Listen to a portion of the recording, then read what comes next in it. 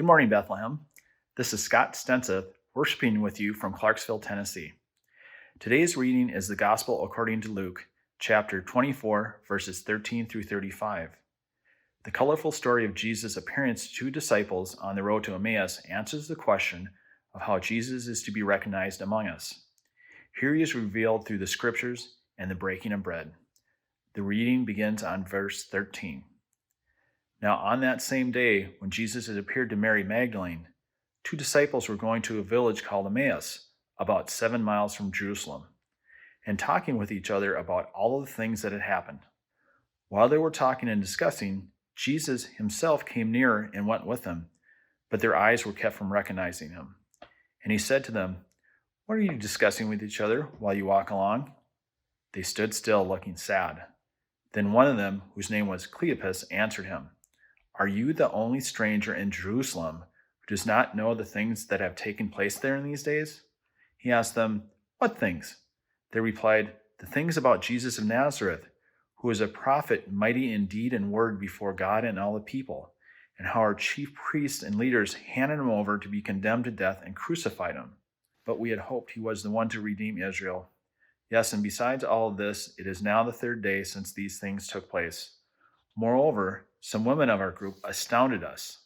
They were at the tomb early this morning, and when they did not find his body there, they came back and told us that they had indeed seen a vision of angels who said that he was alive. Some of those who were with us went to the tomb and found it just as the women had said, but they did not see him." Then he said to them, "Oh, how foolish you are, and how slow of heart to believe all that the prophets have declared. Was it not necessary that the Messiah should suffer these things and then enter into his glory?" Then beginning with Moses and all the prophets, he interpreted to them the things about himself in all the scriptures. As they came near the village to which they were going, he walked ahead as if he were going on. But they urged him strongly, saying, "Stay with us, because it is almost evening, and the day is now nearly over." So he went to stay with them. When he was at the table with them, he took the bread, blessed and broke it, and gave it to them. Then their eyes were opened, and they recognized him, and he vanished from their sight. They said to each other, "Were not our hearts burning within us while he was talking to us on the road, while he was opening the scriptures to us?" That same hour they got up and returned to Jerusalem, and they found the 11 and their companions gathered together. They were saying, "The Lord has risen indeed, and has appeared to Simon." Then they told them what had happened on the road, and how they had been made known to him through the breaking of bread. The word of the Lord. Thanks be to God.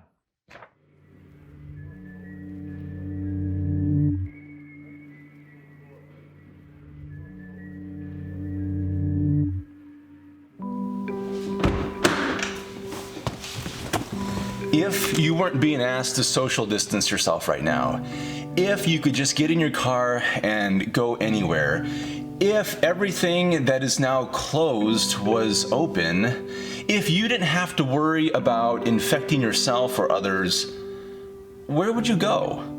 What road would you take?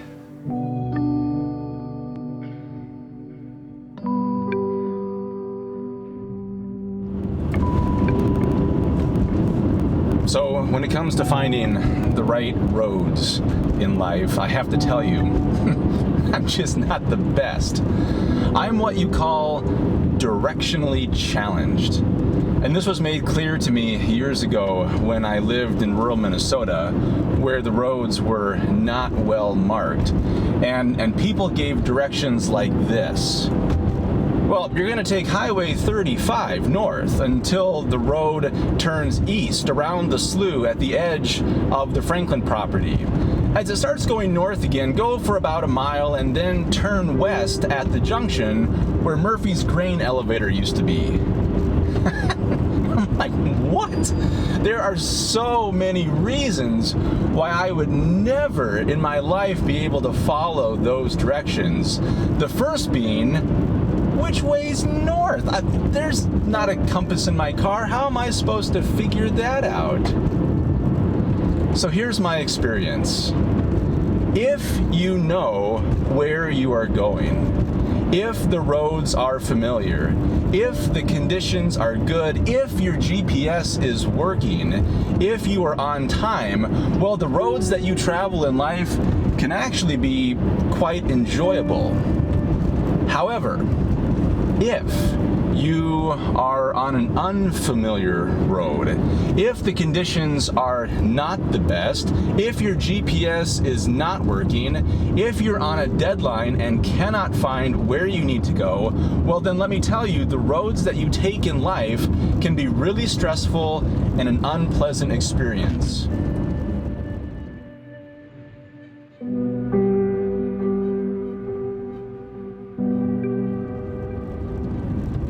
So this week I was invited into a family's life to work with them on a funeral.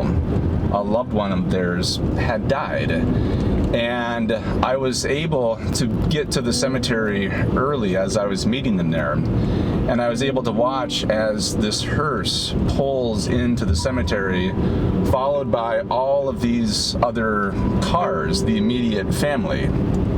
Now, distance-wise, this was a really short drive from the funeral home. But emotionally, for those who were grieving, I know that was one of the longest roads that that family has ever been on, and actually will continue to be on.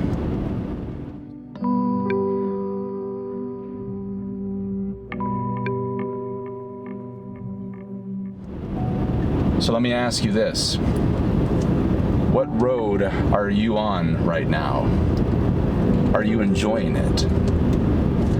The road is the setting for where the gospel story that we heard today takes place.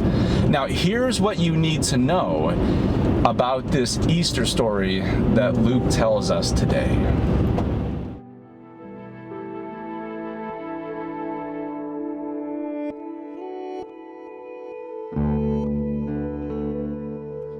Two unknown individuals, one named, the other not, are traveling down a road to a city or a town called Emmaus. Who are these two, and why are they going to this place? Well, no one knows.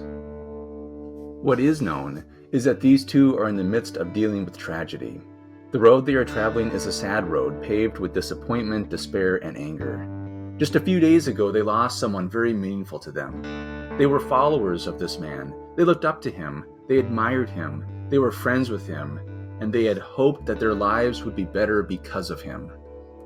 It's not hard to imagine the disappointment, the grief, the despair, and the feelings of futility they must have felt as this loved one of theirs died.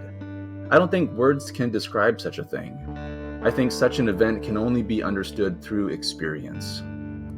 So, heartbroken, this unknown and unnamed individual set off for a relatively unknown city or town. Were they going home? Were they trying to get on with their lives? Or were they just trying to avoid the pain that they were feeling by going someplace new, distancing themselves from all that had just happened? Again, we don't know, which I think is a good thing. The ambiguity of this whole story, the unknown characters on an unknown road going to an unknown city for unknown reasons, has led many, including Frederick Buechner, to interpret the road to Emmaus in this way.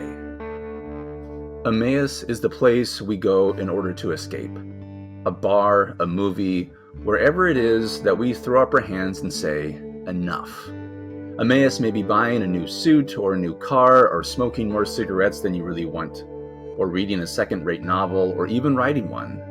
Emmaus may be going to church on Sunday.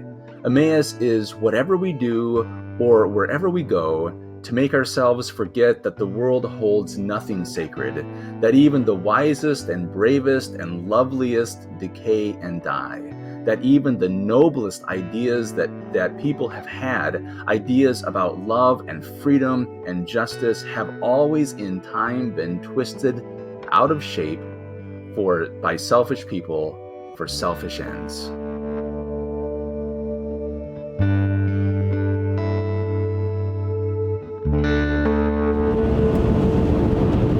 The point of this story is that the road to Emmaus is a road that we all travel from time to time. Whenever we feel lost and lonely, whenever we feel that we're faced with the unknown, whenever we feel like life has thrown us too much for us to handle, we are on the road to Emmaus. Whenever our fears become real and we have a sense of doubt and hopelessness, we are on the road to Emmaus. Whenever we have to say goodbye to a loved one, we are on the road to Emmaus. Now, if this were the end of the story, it would be just an awful story, a sad and depressing story. If the story ended with the unknown and unnamed individual alone on the road, there would not be much hope. However, that's not how the story ends.